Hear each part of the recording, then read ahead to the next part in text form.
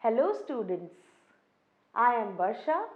I welcome you back to this another session of our online class.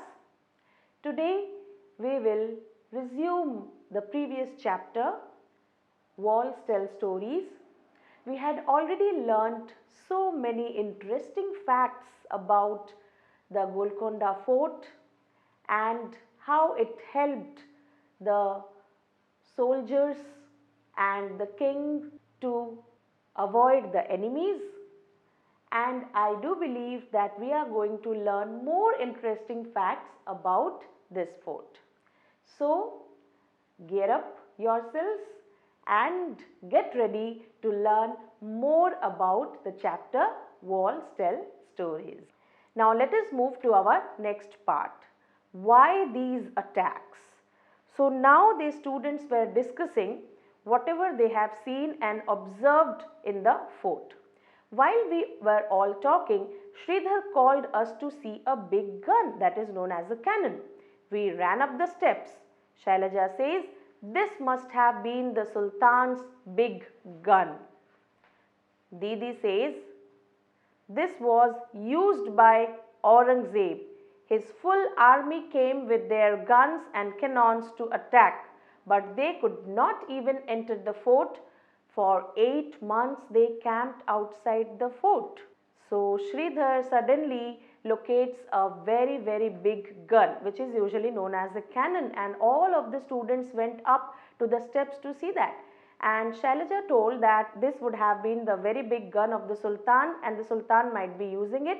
But Didi clarifies that that was used by Aurangzeb, and whenever his full army came with their guns and cannons to attack, they could not even enter the fort. How it could be possible? And for 8 months all the army of Aurangzeb were camping outside the fort. Now Shailaja asked, why would the army come here all the way from Delhi? Now Didi explains, in those days emperors and kings played such tricks. They tried to make smaller kingdoms a part of their own kingdom. This was done sometimes by friendship, sometimes by flattery, or even by marriage between families, and when nothing else worked they also attacked them. So this was the story behind the attacks. Now students, Shailaja was very confused to know that why somebody would come from all the way Delhi to Hyderabad. Now Didi explained that very clearly, that that was a kind of strategy to annex, to add other kingdoms to their kingdom. So wherever there were small kingdoms, so the rulers were very clever and very smart. They wanted to add all those smaller kingdoms into their kingdom, so that their kingdoms will become greater and greater. And for that they played many tricks. So some of the kings, they tried to befriend those kings of smaller kingdoms. Some of them, they also tried to flatter, praise falsely without any reason. And some of the kings also tried to build up the relationship well by marriages. And when these techniques would not work, they would go for wars. So that was a way to enhance their kingdom. So Kalyani could not understand. She asks, why is it that Aurangzeb's army could not get into the fort? He had such a strong army, then what stopped him to get inside the fort? He had so many soldiers and big guns. When you have enough strength with you, what stopped him into the fort? Now Shailaja says, didn't you see these strong thick walls? In the map there is a long deep ditch, that's a pit, along the wall. How could the army enter? Shailaja was very correct. She had already observed that there were so strong and thick walls, so that would be a reason to restrict the enemies from entering into the fort. And there was also a long deep ditch, student, that is known as a pit. The soldiers could hide inside that and could keep an eye on the enemies. So Sridhar says, if the army tried to come from a different side, then the soldiers in the bastions would have seen it from a distance. No wonder it was difficult to attack the fort. So the security system of the Golconda fort was very perfect, and it ensured that no enemies could enter into the fort so easily. So Sridhar confirms it by telling that there were these bastions from where the soldiers could have noticed the enemies and how it would have been possible to allow them to enter inside the fort. So that was the reason why it was so difficult to attack this fort. Now Kalyani says, imagine the army is coming on horses and elephants with all their guns. Here the Sultan's army stands fully prepared. Shailaja says, oh no, how many people and soldiers on both the sides must have been killed in all this fighting? Why do people attack and have wars? Now Kalyani just tries to visualize the situation in her own mind, that when there is a war, there would be so many soldiers who would be coming on horses and elephants in ancient times. If you would have seen this serials on Doordarshan, students, recently it was telecasted, let it be Ramayana or Mahabharata, you would have seen the wars. The soldiers would fight on elephants, on horses. That was a huge war. It continued for so many days and they are trying to visualize the situation, and Shailaja gets very sad because she knows whenever there is a war, so many people would have lost their lives in this fighting, and she tries to find out the answer that why do we need to have a war? We should all be friendly with each other if we all are in a family. Like already it is said, Vasudhaiva Kutumbakum, that means this earth is a family and we all are the family members of a single family, that is this Vasudha, the earth.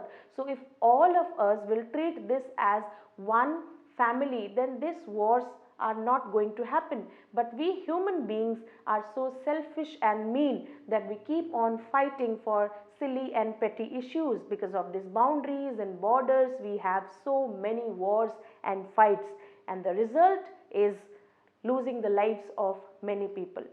Children get orphaned, women become widows, and that is what is the ultimate result of the wars. So if we all love each other, we keep peace with each other and are happy with each other, there would be no need of wars. So Sridhar says, guns and cannons are things of the past now. These days, many countries have nuclear bombs. A single bomb can cause so much destruction. Yes, definitely, Sridhar focuses on the modern days weapons.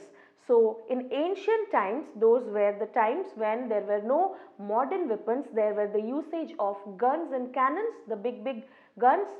So nowadays the science is developed so much, we have nuclear bombs. So, and that could lead to a huge destruction which didn't happen at that time. So there are some points of discussion, students. Now it says that if you have recently read or heard about any country attacking or going to war with another country, so it is all up to you. You have to find out through the latest news and current affairs that which country had attacked, why and for what reason. And then you also have to find out the reason. You could also find out, you'd have to explore more about the weapons. Now the technology has advanced a lot and we do not use the ancient times weapons. So there are a lot of other kinds of weapons which are used in wars nowadays. So you have to find out all about that and what kind of destruction was caused because of this. You know, wars are not good for anybody. There's a lot of destruction and you have to find out what was the destruction. Okay. Now there are some other things also which Sridhar finds out. Sridhar finds out that gun, this big gun, was made up of bronze. Now have you seen anything made of bronze? So you will definitely find out so many things around yourself which are made up of bronze. Try to, nowadays you could see your mother using bronze jewelry also, isn't it? So here is something which we get to know, that tribal people have been using bronze to make many things since thousands of years. One wonders how they took out copper and in tin from the deep mines, melted these metals and turned them into beautiful things. We should know that the mixture of copper and tin becomes bronze. So Yes, now we are all very advanced and we have got all the ways out to make this bronze from the mines and the industries. But before this, when these factories were not there, industries were not there, how those tribal people would have made bronze from the copper and the tin is very interesting. So how they would have melted these metals and turned them into beautiful things. So we should know. Yes students, it is very important to have a discussion with your elders also. So whenever you get time, kindly talk and discuss these things with your elders in the family. Try to find out that in their time what were the things made up of bronze, and are they being still used in your house, and try to trace it out, try to find out from which color you could know that this is utensil of copper or this is made from brass and which one is made from bronze. I do feel that this would be a very interesting activity for you, because you would get to know more about the metals like copper, bronze and brass. Okay. Now there is something very interesting to know. This paragraph is about when there was no telephone. We all know communication is a very important part in our lives. Nowadays we have mobiles, we have wireless technology, we have telephones to communicate with each other. But what about the times when there was no telephone? So here is some interesting fact to know. How was the communication made when there was no telephone? Now Didi asked us to wait at the king's palace. She herself went to Fateh Darwaza. A while later we heard Didi's voice. Alert, I am Sultan Abdul Hassan. I am very fond of music and Kuchipudi dance. We all laughed. We were surprised how Didi's voice could be heard from so far. She later told us that if you stand at Fateh Darwaza, whatever you speak can be heard at the king's palace. So students, this was the technique they had devised at that time. They had got this darwaza. So through that, whenever you speak anything from Fateh Darwaza, the voice would come to that place, the other place, and it could be heard from that distance also. So that was the science behind that, through which now we had come to discover, we had invent all these new things, telephones, mobiles and all. Now let us move to the next part of this interesting chapter and find out what other interesting facts are there hidden in the story. Arrangements for water. So we should know what were the arrangements made for water. We already know that this was such a huge fort, so and many people were living inside it. So they all need water to survive. How would they get water? Where was the water stored? So this is all what we should know. Now the picture shown here, you could see the picture where there is a drum and there is a pole and there is a toothed wheel. So mostly this kind of thing we have seen in our farmland. So when a farmer is there for a part of irrigation, they use this kind of technique. So you could see that this is a very old painting of those times. Now can you think why bullocks have been used here? So use your hand movement to show in which direction the drum attached to the rod moves when the bullocks move. So in which direction would the toothed wheel move? Can you have any idea? So you have to use your hand movement to find out in which direction the drum attached to the rod moves. But before that you have to find out why the bullocks were there. So the bullocks were attached so that the water could be drawn. You could see when the bullocks will move, so automatically the drum will also move, and the toothed wheel will move in clockwise direction, whereas the drum will move in the anti-clockwise direction. Okay, so that will be the way to get the water. You can see this picture students, where there is a pole which is shown under the ground, which joins with another wheel which has a number of pots in it. Okay, so now imagine how would this garland of pots lift water from the well. So here you see the garland of pots is connected with the toothed wheel. Okay, you can see there is a toothed wheel there also, and the garland of pots also moves because of that toothed wheel. Once the pot is in water, it gets filled with water and the pot moves upward, carrying water along with it. Once the pot reaches the level of the canal, water is emptied in the canal. So this way the water was lifted from the well. Do you now get some idea about how the tanks could have been filled by lifting water from the wells? There were some tanks also where the water was to be filled. So the same way bullocks could have been used to move the garland of pots so that the water could have been lifted through the tanks. Now tell me, where else have you seen such kind of wheels attached to other, maybe for example in the gear of a cycle or somewhere else? Yes, this kind of arrangement is found in mechanical watches and sewing machines and heavy machines and in toy cars also. Okay, so this is something for you to find out, that you have to look around and find out how water is pumped up from the ground to higher places.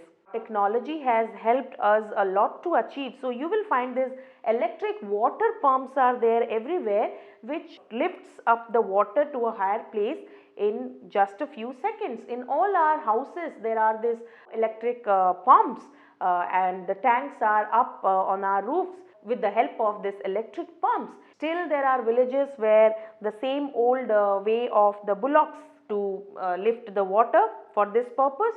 A question which we should ponder over: how is water lifted without electricity? Now the electric motor runs the water pump which suck water from under the ground. So with the help of this motor pump, so the water gets absorbed and it is sucked from the ground or from the tank. But whenever there is no electricity, there are hand pumps or pulleys which are used for lifting water. Okay, so that is the way to lift water. Now there is something which we all should be aware of, and we as the responsible citizens of our country should be very conscious of. Now see, it starts with what a sad sight. Talking, whistling and listening to our own echo, we were walking through this mehrab. Mehrab is an arch. So Sridhar says, oh, the breeze feels so cool in this tunnel. Shailaja, it was written that soldiers stayed here. Now Sridhar says, see this board, but look what the wall is like. Shailaja says, oh, think how this wall has seen thousands of years go by.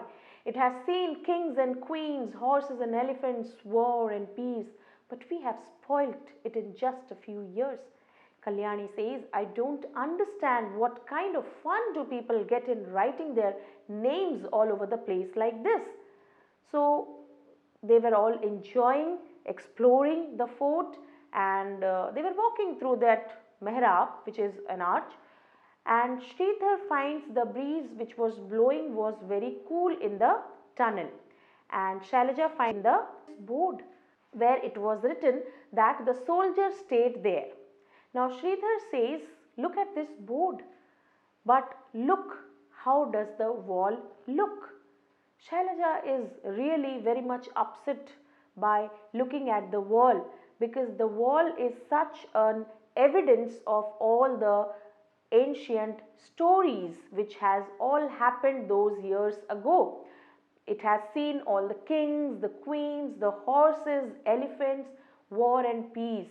The walls are a witness to all these auspicious events, all these memorable special events all throughout these years. But we the people have been so careless that we just don't care about this cultural heritage, and we have spoilt it without any reason, just for making fun, just within some seconds. So this heritage, which has been a witness to so many great stories, had been destroyed by us. And Kalyani really feels so upset about it, that what kind of fun do people get when they write their names all over the places like this. So students, you should be very careful whenever you visit these places like our cultural heritage sites, like let it be the Ajanta Ellora caves or the Khandagiri or any such Taj Mahal, Birla temple. There are so many ancient heritage sites which we keep on visiting, and we just for the sake of fun destroy those walls by writing anything here and there. So please take care of these things. This is our cultural heritage. It's a proud thing to display to all of the world people. It is not to be destroyed. We should understand it. We should be proud of this culture and heritage which we possess. But we ourselves are destroying it. Should we do it? Now it's a question we should ask to ourselves. So we should think about it, and we should be very careful and refrain ourselves from doing this and spoiling our cultural heritage. Now this is a very important activity which says that we should close our eyes and go back in time. So this is something for you to imagine, students, because you would have seen so many movies and you would have read so many stories about the kings, about the queens. So now you have to close your eyes and you have to imagine yourself to be in that time. So you have to think about these questions. Here are the questions for you which you should think and which you should visualize.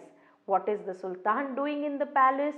What kind of clothes is he wearing? What dishes are being offered to him? But why does he seem so worried, and in what language is he talking? So you have to imagine yourself in the fort of Golconda, and you have to think about this question. You have to imagine the rooms of the palace, the beautiful carpets and curtains.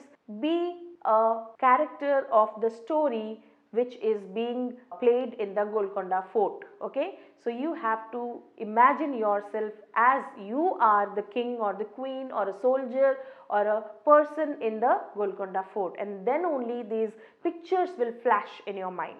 So what are the different factories you see, how many people are working there? It's just about imagination. Now the children, they move to another place. Now let us see what happens next. Going to the museum. After seeing Golconda, the children also went to a museum in Hyderabad. Students, we should know that museum is a place where many ancient things are preserved and kept to display to the general public. Many things were found when the place around Golconda was dug, like pots, jewelry, swords, etc. So Shailaja says, oh, why are these broken pieces of pots kept in the almirah? See that small plate made of bronze. That blue piece seems to be made of ceramic, that is clay. Didi explains, it is through all these things that we come to know how people of those times lived, what they used and what things they made. If all these would not have been kept here, how would you know so much about those times? So children got to see a lot of things. There were pots and jewelries and swords, etc.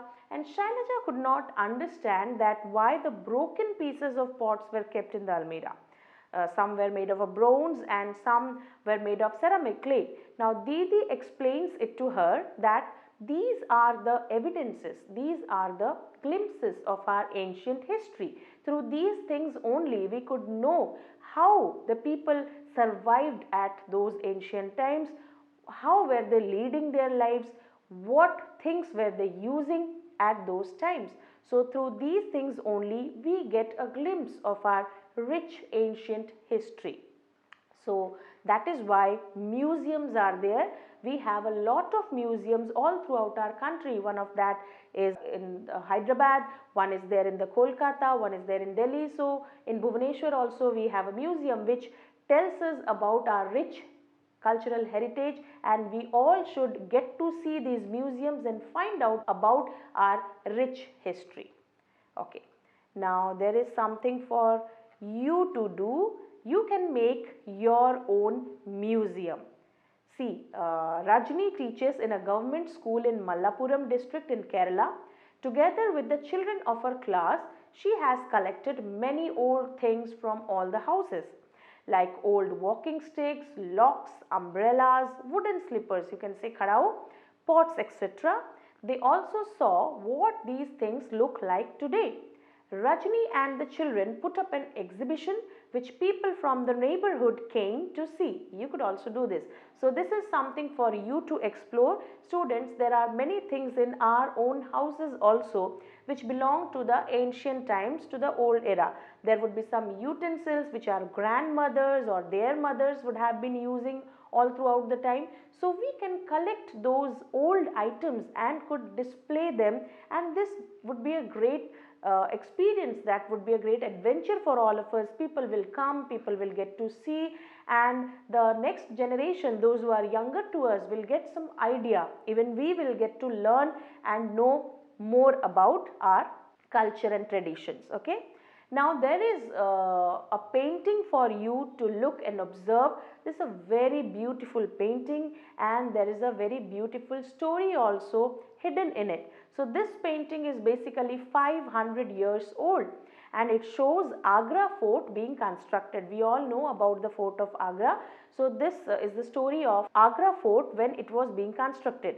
So you have to see this picture, observe it carefully, and you have to find out what kinds of work are people doing, how many men and women are working, how are they taking the huge pillar up along the slope. Is it easier to lift a heavy thing straight up or along a slope? This all are the questions which you have to answer. And were you able to see the man carrying water in a mashak? Mashak is a leather bag.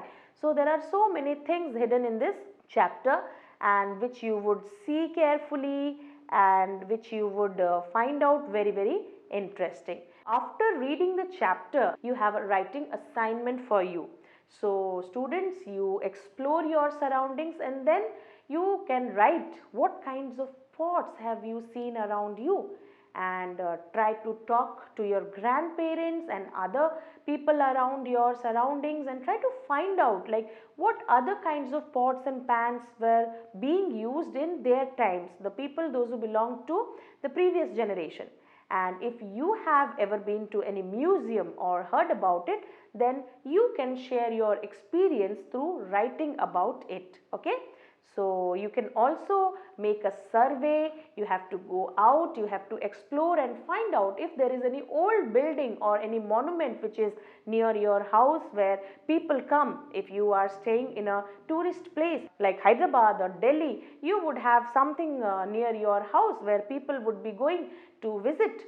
So you can share those experiences and you have to find out, okay, that how old was it, how did you know, and what was it made of, what color was it. All these things you can find out and write down, and were there any special kind of designs, and you can draw those designs. Those who are very much interested in art and craft, they can draw those beautiful designs, and who used to live there in the olden days, what kind of activities took place, and do some people still live there. So all these things you can find out and could explore more. Now as we have come to the end of our chapter, there are some very important questions to explore. Okay, so the question which we have is what we have learnt so far. We have learnt about our ancient cultural heritage, Golconda Fort. We have learnt about the designing of the architectural structure like bastions and burj, and which help from protecting the fort. We have learnt about the arrangement of water. We have learnt about a very important thing, that we should not spoil our cultural heritage sites. We should not write and scribble anywhere on the walls of these special monuments and buildings, and we are proud of our culture and heritage. This is what we have learned so far. Let us see a question which is there for you. Sangeeta thinks it is useless to keep old things in a museum. How would you convince her that it is important to have a museum? So, you can explain it to her by saying that various antique things are kept in the museum, and they tell us a lot about ancient times. We come to know about people and culture by looking at the things kept in the museum. Hence, museum is very helpful for us. We get to know about our rich history. So, it is very important to know about our history. Then only we could proceed for a better future. Now, another important question is that why do you think the chapter is named Walls Tell Stories? Do you have any idea? Yes, absolutely children, because this chapter is about historical structures which had been witnesses to their times. They tell a lot about the people, art, culture, craft, technology and events of the historical period. So that's why the name Walls Tell Stories is perfect and appropriate for this chapter. So this is all about our chapter Walls Tell Stories. I do believe that we have got a clear idea of the rich cultural traditional heritage of our country India, and we should preserve it, and we should be very proud of our country and its tradition, culture and heritage. So that's all. So hope you have enjoyed the chapter and learned very well and understood the deep message behind this chapter. Thank you. Keep smiling and keep exploring and keep waiting for the next online class. Thank you.